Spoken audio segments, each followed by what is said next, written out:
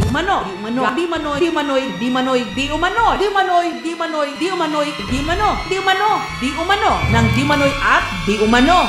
Sumisip-sip ito. Kumusta yung mga cancel? Ako nga pala si Paulol at andito tayo ngayon para manood ng mga video galing kay kapuso mo, Jessica Soho. Ako nga pala yung ka-cancer, si Paulo. Alam niyo naman tayo dito sa channel na to, kailangan natin ng katarantaduhan kasi kung walang katarantaduhan, yan ang ating dugo sa channel ha. Magkakaroon tayo ng leukemia pag wala tayong mga katarantaduhan at kabobohan dito. Takes one to know one.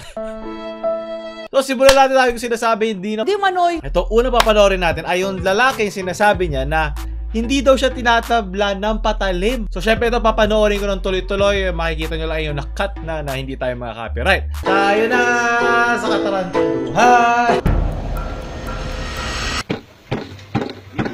Wow, okay. Bago siya parang karne, pinagtatagtad.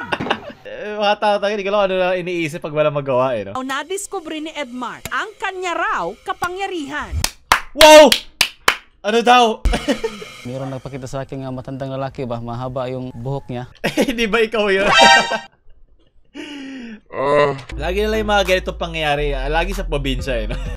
Wala akong nakikita ganito sa syudad. Hindi sa nila live yung mga taga-probinsya. Pero kung mapapansin mo sila yung parang maraming time mag-isip ng ganito.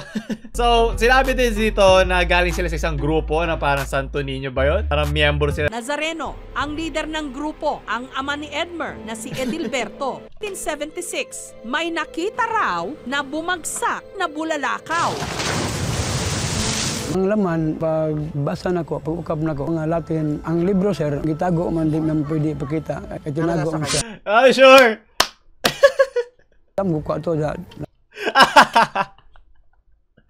Ay, sure. Sige, sure, maniniwala na lang ako na mayroong libro na nahulog sa langit, hindi nasunog ha, kasi for some reason, isa siyang fireproof na gamit. Nasunog siya. At bumagsak sa iyong hardin, di ba? Sa likod lang na kung nasaan ka. Di ba? Kumbaga, napakasakto naman ang mga pangyayari. Napaka-coincidental naman na ikaw mismo sa dami-dami ng mga tao sa lugar nyo ang nabagsakan na isang libro na hindi nasusunog. And for some reason,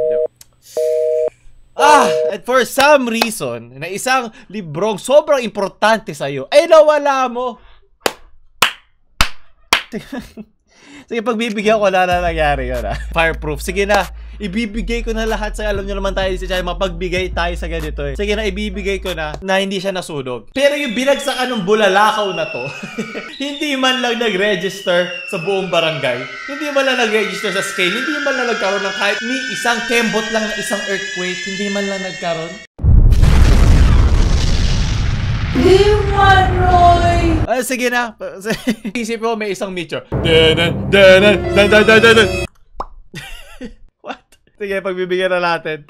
Naging albularyo si Edilberto hanggang binuo ang kanilang samahan. Ang mga orasyon. Hindi ba Vicks Vaporub lang ilalagay mo? Pag sinuksok mo talaga Vicks Vaporub sa ilong mo na sobrang tagal, mahay ka na lang na tipo, Huwag mong subukan. oh shit! Sige nga, tagayin mo ako gawin. Tinan mo ito pre, oh. Wala nangyari sa akin. Pinatato niya para hindi na raw niya kailangang bigkasin pa. Pinatato mo sa ano mo eh. Paano mo makikita? May salamin ka. Ting! May naisip ako idea. Sige, para hindi ko makalimutan, ilagay ko sa noo ko. Yung mga taon sa probinsya, ako naman naisip. Basta turahan sa video, pinakita nila na authentic sila na hindi nila niloloy mga tao. Ano ba yung probinsya namin? Puro katotohanan lang. So, yung anak ni Senyor ay gumawa ng parang demonstration kasama ang Jessica Soho. Lubhang mapanganib po ang kanilang ginagawa. So, mapanganib sa utak mo to. Yahin. So, mong gagayahin sa utak mo to. So, I don't think mapapakita ko to. So, ipopost ko na lang. Sa ikatlong pagtataga. Nabigla Oh! Edmer sa sumunod na nangyari. May Wow! mulong dugo. Nakakagulat. Busy. Oh, shit talaga? Yan din yung mukha ko pag nalaman ko na, wow, masusugatan ako sa kutsilyo? We? Hindi nga. Tapos, gusto ko yung pag-iwas na nila sa sagot na, hindi siya pumayag gayon. Sasabihin niya, sinabi niya dito na ayaw lang kasi ipakita ng kanilang Diyos o ng kanilang kulto sa TV? Kung gano'n, paano mo siya napakita dun sa nag-viral? Hindi ba parang form lang din ng TV yun? Di ba form lang din ng media ang TV? So kumbaga, yung sinasamba nyo, nalalaman niya kung TV yun o hindi. Alam ko kasi nag-viral niya, di ba? Yun, hindi niya alam na mag-viral. So, tandaan nyo alam ng kanilang kulto ang pinagkaiba ng internet media sa TV media. Like, what's the point? Ba't ngayon, mayroong isang tao na hindi kasama sa partido nyo ang nagre-record sa inyo ngayon? Biglang, wow! Sabi na sinasamba nyo, hindi pwede. Hindi mangyayari muna yan, guys. Saka na, pag doon sa susunod yun na lang video, pag tayo lang, pag binidyoan natin yan, magbabiral uli yan, kasi hindi yan gagana ngayon, ha. So, pagpasensya mo na, pasensya na, Edmer, kung baka bigla ka mamatay sa ginawa mo, pero hindi ko muna papayagin ngayon yan. Buti na lang, meron binigyan ako ng nanay ko na para stress ball. Like, kailangan ko to eh. Nasa stress ako eh. Ito yung mukha ko kanina, ito na yung mukha ko ngayon. Pero pwede ka mamatay sa ginagawa mo eh. Hindi papayag. Ayaw papayag ng kapangyarihan. Ay, hindi, okay ra. Di masugot yun. Tingaw karon nga. Kapangyarihan! Ayon kay Edmer, ngayon lang ito nangyari. Malamag. Hindi siya nasali sa aking bendisyon. Ito yung mga isang tawag. Shit, mawawala lang ako ng hanap buhay sa probinsya ko. Hop, cut! Tama na yung pagbabahi ka natin, boys. So, siyempre, may mga iba rin nagpagawa na iba niyang miyembro. Alam niyo naman nangyari. Wow! Shocking! Ayun, sugat sila. Parang tanga. Kasi, isipin mo ha, kayo itong mga to, kayo sa may recto, pag mumurahin nyo yung mga tambay doon, tingnan natin kung hindi tatalab yung mga kutsilyo nila sa katawan.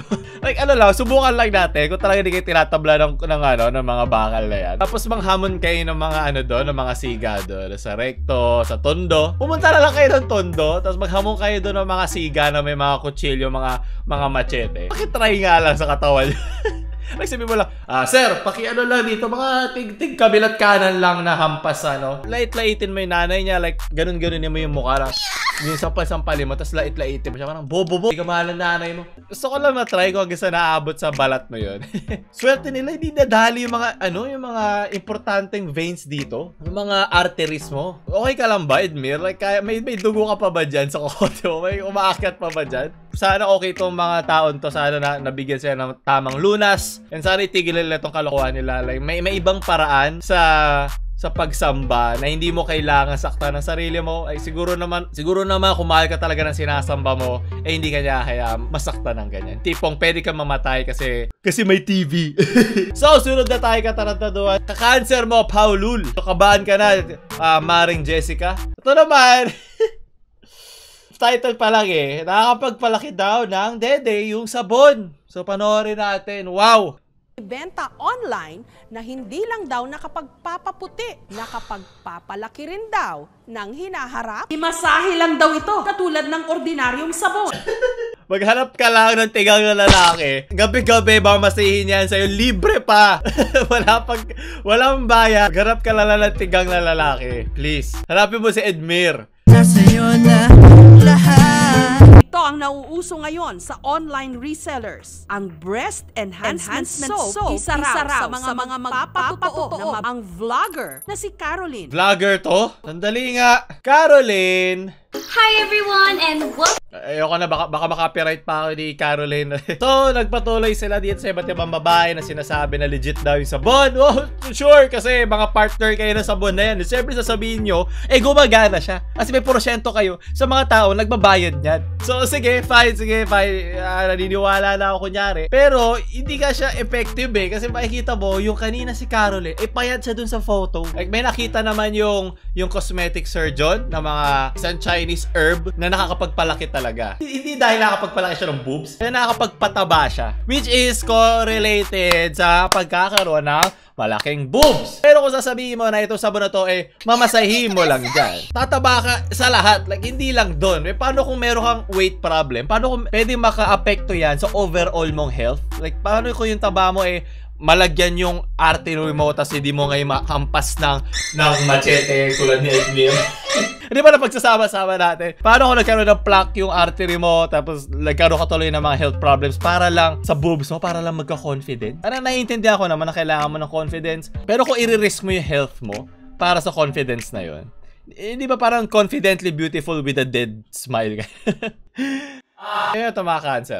Tinan nyo lang. Paano mo ito mako-compare? Diba, yung damit mo pala magkaiba na eh. Sana yung sinuot niya yung damit na hindi nakaharang sa dede niya. Kaya kung makikita mo, yung kanyang overall na pangatawan yung tumaba dito eh. Nakatakip nga doon sa isa eh. Tsaka hindi ganyan magpakita ng kulumaki yung boobs mo. Isa side view mo yun. Ha? Parang ganito yan. Kunyari ito yung dede ko. Diba? Isa side view mo yan. Bigat. Isa side view mo yan. Yeah. Okay. Alright. Stop now. Yeah. Yes, Pedro. Sige lang, Darren. Stop now. Ganyan. Tapos bibigyan mo siya ng parang dahan-dahan na throughout the weeks. Like, hindi before and after photo. Like, ang dami factors in play. Like, paano ako maniniwala sa ganun-ganun lang? Kailangan ipapakita mo saan yung buong proseso, ano yung ginawa mo. Kasi tandaan mo, sa mga physical examination, sa mga diet, sa mga health tips, it is a case... lang yung dede ko. Bigat ang dede, buti lang wala ako yan. It's a case-to-case basis. Pag kukuha ka ng diet, isang routine sa pangangatawan mo, lagi kang tinatanong sa mga bagay-bagay na uniquely yours eh. Like, hindi mo pwede sabihin na, porket gumana sa akin, lumaki ang dede ko, lalaki rin yung sa'yo. Ang daming factors in play na hindi kasama doon sa sinabi mo. Kumbaga sinasakyan mo lang yung mga pagiging insecure ng mga Pilipina na ma-flat sila kasi diba nasa jeans nga ng mga Asians sa maliit lang ang boobs, ganyan bla bla bla. Diba? Bigger is not always better. Tandaan nyo, diba sabi ko sa dating video na nandito, na pag flat ka, mas madali ka makakasingit sa mga pila. Tsaka pag hinahabol kayo ng mga mamamatay tao, walang umaalog na nahihirapan kung tumakbo. Like unang mamamatay yung mga malalaki dadages. Kayo, diba? You are aerodynamically fine. Like, tatagos lang sa'yo yung hangin. Maybe siguro kung may tamang breast size ka, like enough na siya para lang ma-pierce yung air, di ba? Masyado tayo nagiging scientific dito. Pero, di ba, yung mga insecure na mga Pilipina sobrang flat, like, siguro okay lang yung pang-confidence, pero may ibang paraan para magkaroon ka ng confidence, hindi lang naman sa boobs. Kasi kung sa boobs, unang titingin sa'yo yung lalaki. E di sana, naging boobs ka na lang, sana wala ka na lang mukha, di ba? Ang dami-dami parte ng katawan mo, o ang dami-dami way na pwede ka maging confident. Like, isa-isa lang part ng boobs mo, ng katawan mo, tandaan mo yan. Tsaka, yun nga sabi ko kanina, kung maririsk yung health mo, tataba ka to the point na biglang di mo na makato, tumaba ka. Like, isa ka na malaking dede. Hindi na siya worth. Like, yung binayad mo dyan, sana naging flat ka na lang.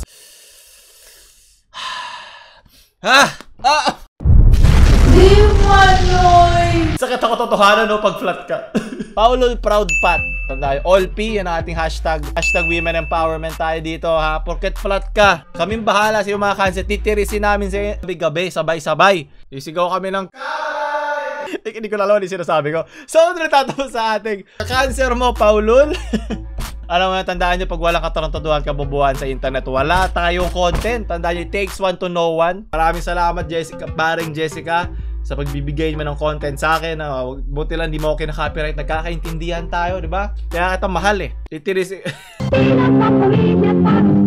Stop now. Papabihan channel, wala akong sinabi. Huwag mo tayo like, share sa mga flat nyong friends. And syempre, huwag nyo kalimutan mag-subscribe sa baba. Notif bell nyo na din ha. Pindutin nyo di utong ha. Para lumaki na din yung mga dede nyo dito sa baba. Pindutin nyo na. Yes, para alam mo yun. Kailan lalabas ha. Howlululul. Patayin nyo na ako, please.